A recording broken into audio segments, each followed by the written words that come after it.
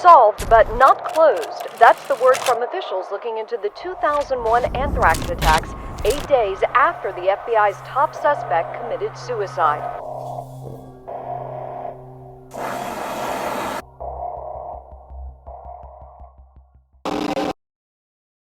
On September 11th, 2001, the United States endured the deadliest terrorist attack in its history, leaving every citizen in a state of disbelief and despair. This attack displayed American vulnerability and established a sense of uncertainty within the nation. In spite of the growing fear and grief, millions came together to rebuild not just what was taken, but the very heart of the American people. Further attacks were anticipated, but it was unclear when or where they would occur, and what form they would take.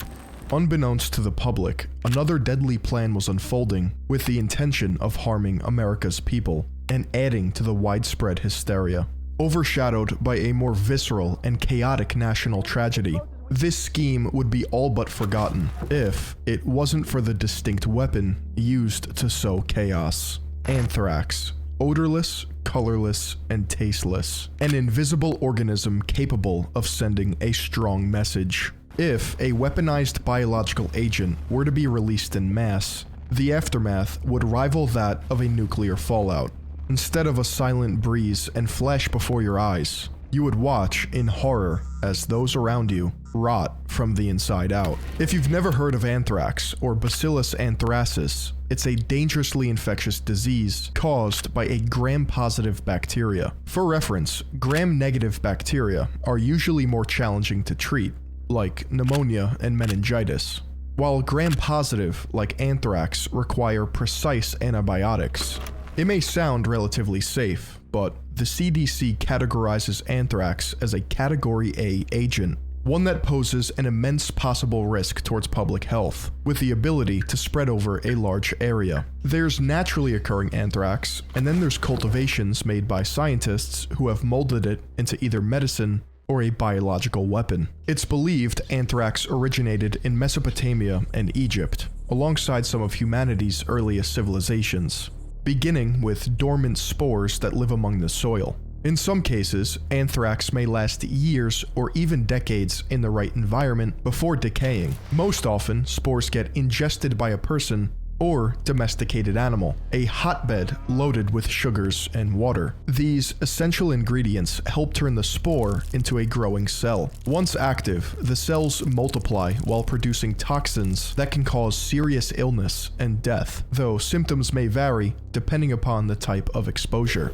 The 4 types of exposure are cutaneous, which affects the skin, bringing about small sores, blisters, and an infamous black ulcer. Gastrointestinal, which affects the digestive system and causes nausea, bloody diarrhea, and high fever. Injection, which affects skin or muscle tissue, leading to redness, swelling, and a group of blisters. Lastly, there is inhalation, arguably the worst way to contract anthrax, with symptoms similar to the flu or common cold. In just a few days, the infected individual will suffer acute breathing problems that get exponentially more serious, landing them in a hospital or an early grave. Luckily, naturally occurring anthrax inhalation is incredibly rare, and when caught, is easily treatable. Some scholars like to believe that historical accounts such as Homer's Iliad and Virgil's poems detail anthrax outbreaks in the ancient world, as well as theorizing that the 5th plague that struck Egypt during the time of Moses was in fact anthrax, described as a sickness affecting livestock. In modern history, the first clinical recordings or accounts of anthrax occurred in 1752 by an unidentified doctor named Moret, and later Nicolas Fournier in 1769. One of the main founders of modern bacteriology, physician Robert Koch, documented the bacteria's ability to spread by spores and the severity of the infection on animals. In severe cases, animals are said to die between 48 and 72 hours, with blood leaking from all orifices. In the 19th century, anthrax earned itself a nickname known as the wool sorter's disease, because cases were appearing frequently in the animal hair industry, although doctors could not pinpoint the organism's origin. In 1881, Louis Pasteur, a French chemist and microbiologist, created the very first anthrax vaccine by using a weakened version of the bacteria, although it was only used on animals. Robert Koch's developments in modern microbiology led to great breakthroughs. But while some scientists, like Pasteur, found ways to stop deadly diseases, others used Koch's knowledge to grow and produce large stockpiles of specific germs for their own nefarious goals. Thus, the 20th century saw the advent of chemical and biological warfare, aside from previous antiquated tactics of catapulting plague corpses over city walls. In Anthrax's case, its weaponized version was used by Germany during the First World War to secretly infect livestock and animal feed traded to allied nations through neutral partners. Considering the numerous biological and chemical horrors that took place during World War I, a diplomatic effort was made to prohibit the use and advancement of this type of new warfare. Mankind realized just how deadly bacteria could be, and so a Geneva Accord prevented the use of such weapons, but did not expressly prohibit the creation or production of biological agents.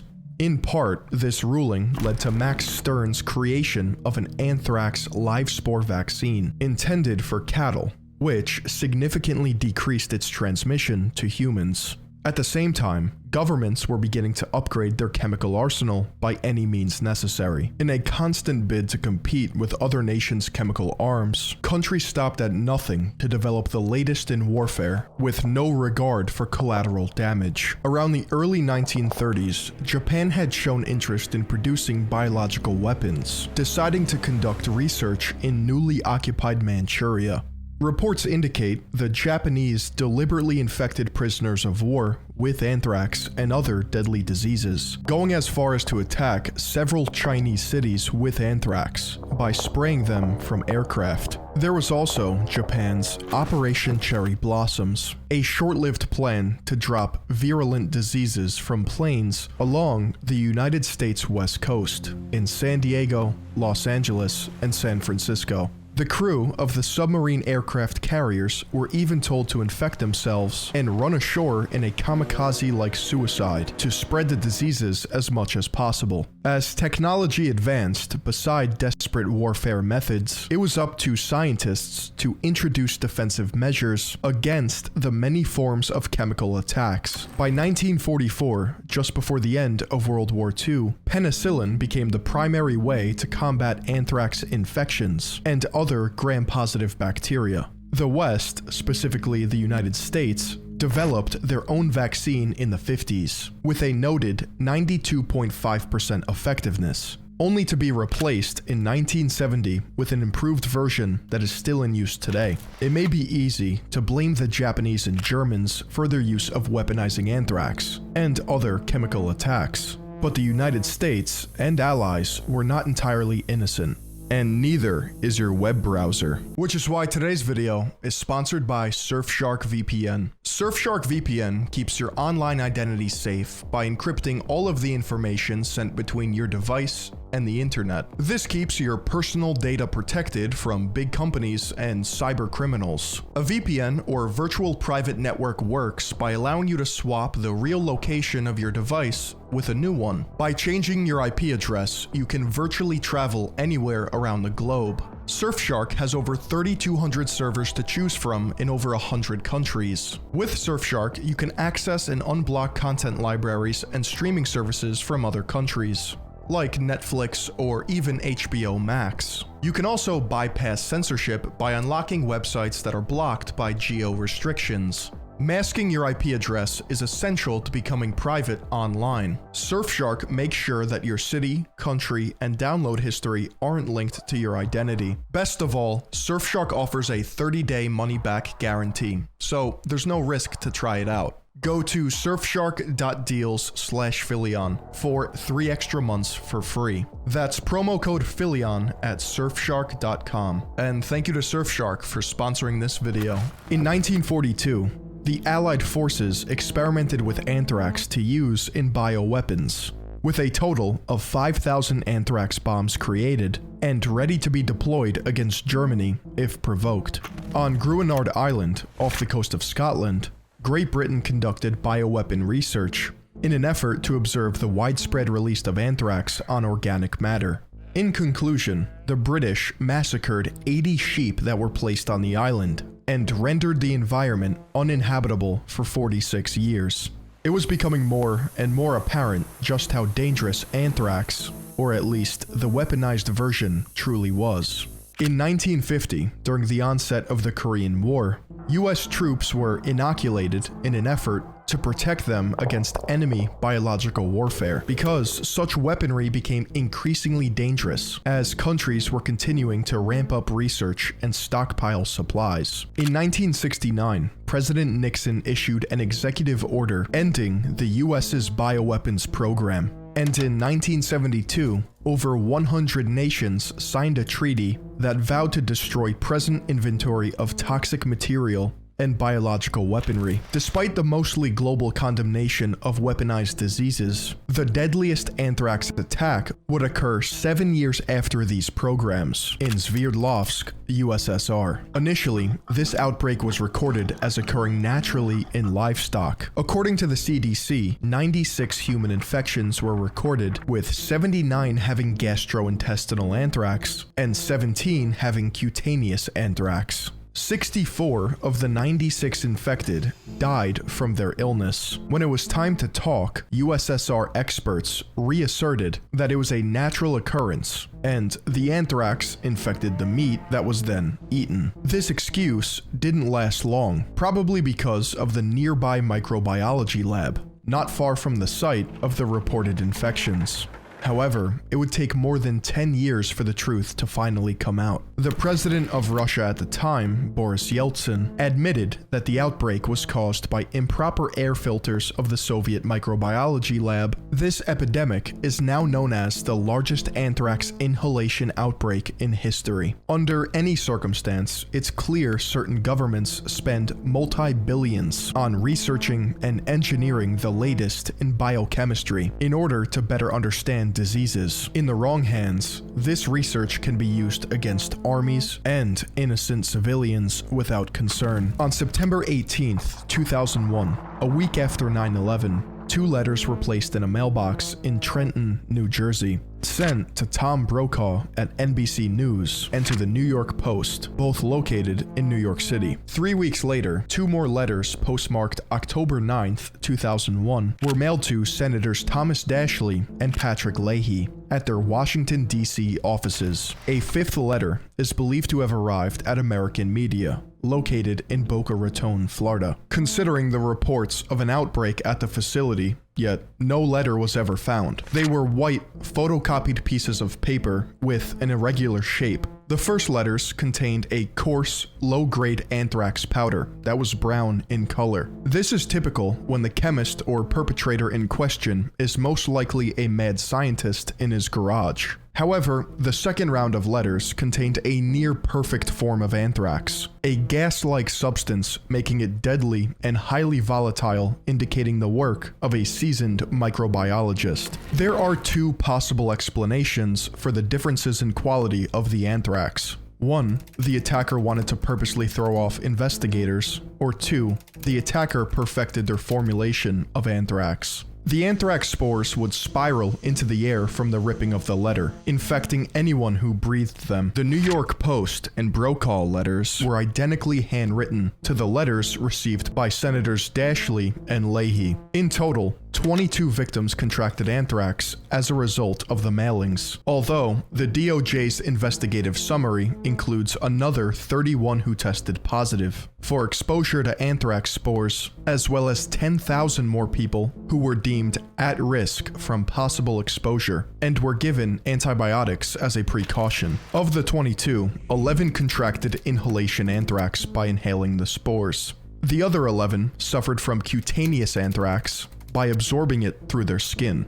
5 of the inhalation victims died from their infections: Thomas Morris, Joseph P. Kursine, Kathy T. Nguyen, Ottilie Lundgren, and lastly, Robert Stevens, who was the first recorded individual to be infected, and died shortly after by contracting pulmonary anthrax, leading to the immediate creation of a joint task force between the FBI and USPIS. To find the perpetrator behind these attacks, the Anthrax Task Force devoted 600,000 hours to investigative work, 10,000 witness interviews spanning 6 continents, 80 executed search warrants, 6,000 items of potential evidence, 5,750 grand jury subpoenas, and 5,730 environmental samples taken from 60 different locations. The task force filtered the evidence down to 48 post offices and 625 individual street mailboxes around Trenton, New Jersey, from which the anthrax letters were believed to have been mailed from. After testing each mailbox, they finally found the specific blue street sidebox, located near Princeton University,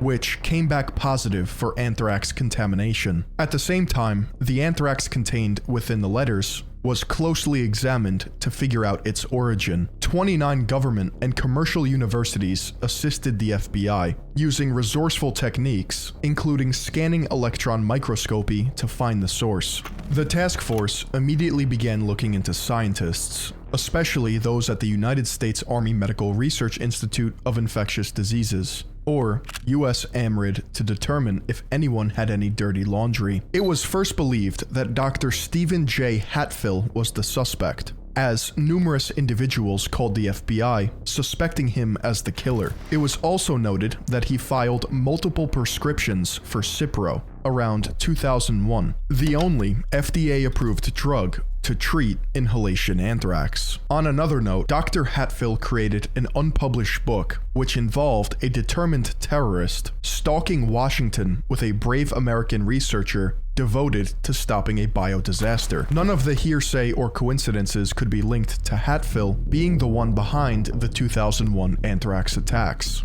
Authorities had to dig deeper, finding an old report dated from February 1999, in which Hatfill summarized the possibilities of terrorist anthrax mailings. The report was seen as a blueprint for the 2001 attacks, as it even detailed the maximum amount of anthrax powder, 2.5 grams, to use without creating a suspicious bulge. The amount used in the letters was 0.871 grams. Not long after, the media and authorities were calling Hatfill the killer. It would take another 6 years for the most crucial evidence towards the case to arrive. Microbiologists discovered the specific strain of anthrax used in the letters known as Ames, which was created from flask RMR 1029, stored in a USAMRID lab at Fort Detrick.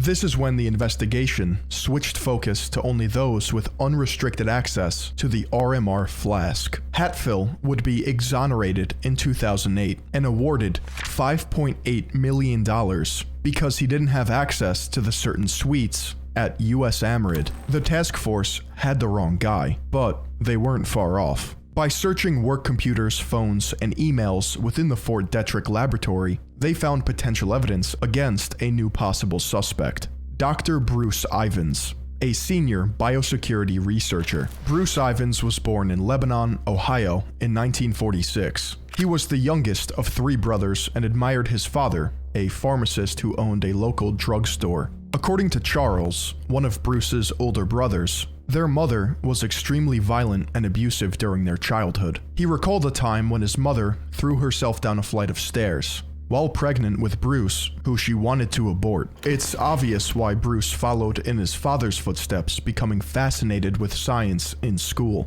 Subtle foreshadowing came in the form of his senior thesis, a dissertation on the toxicity of disease-causing bacteria. Bruce was an undoubtedly skilled scientist for 36 years, 18 of which were at the Fort Detrick facility in Maryland. After news of the 1979 Sverdlovsk anthrax outbreak, Bruce, who had been concerned with Legionella, cholera, and chlamydia, turned his attention to anthrax. So much so that in 2003, Bruce became co-creator of 2 US patents for anthrax vaccine technology. Decades of hard work would be thrown away once Bruce was suspected as being a possible culprit. He had all the skills necessary to carry out the attacks, being an expert scientist for almost 40 years. He worked in the Biodefense Lab at Fort Detrick, the known location of the RMR 1029 flask. By 2007, the clues were lining up to Bruce. The Anthrax task force had a new prime suspect.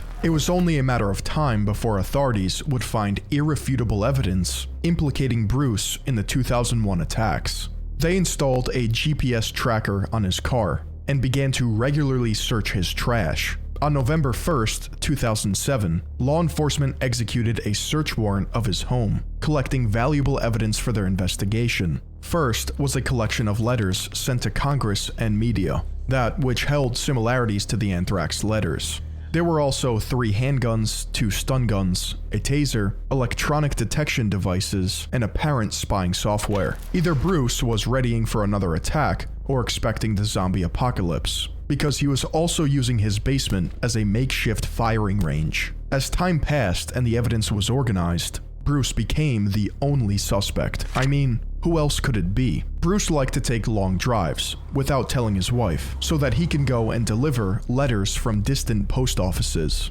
The FBI also claims he used a pseudonym while doing so, thereby disguising the mailer's identity. Bruce also lived within close proximity to the source of the Anthrax envelopes, which were sold in Frederick, Maryland, used in the 2001 attacks. Apparent motives were found in his personal emails, and he was facing professional pressure from his anthrax vaccine being pulled from the market. Bruce began to show clear signs of struggle with mental health issues, which were said to have been revealed ever since his college years. Bruce was unstable by all accounts. Psychiatrists described him as homicidal and sociopathic, with clear intentions. He had a history of posting death threats to a reality TV star, while threatening violence and planning revenge on those who disparaged him. He was guilty of extreme workplace negligence, having to secretly decontaminate 2 areas, a junior lab tech's desk and his own work quarters. Bruce chose not to report either events. The language used in the letters, at first glance, was attributed to Al-Qaeda. But when you're dealing with the FBI, they like to check things twice. First, all of the letters featured the date 09/11/01. The text indicated some form of Islamic terrorism, along with instances of the letters A and T being bolded. When the letters were separated, investigators got the following message: TTT, AAT, TAT. Triple T equals phenylalanine, and its single letter designator is F. AAT is asparagine, and its single letter designator is N. TAT is tyrosine, which has the single letter designator of Y. 2 messages were taken from this: PAT, the nickname of a former colleague, Patricia Warsham, and FNY, fuck New York. According to the Fed's witness testimony, Ivins was a well-known critic of New York. It also just so happens that Bruce was interested in secret codes, owning at least 1 book dedicated to cryptology. A week before his planned arrest, Bruce threw out the cryptology book and came back outside at 1 a.m. to confirm his trash had been picked up. If convicted of the crimes mounting against him, Bruce could have faced the death penalty. His options to escape this alive were becoming more desperate.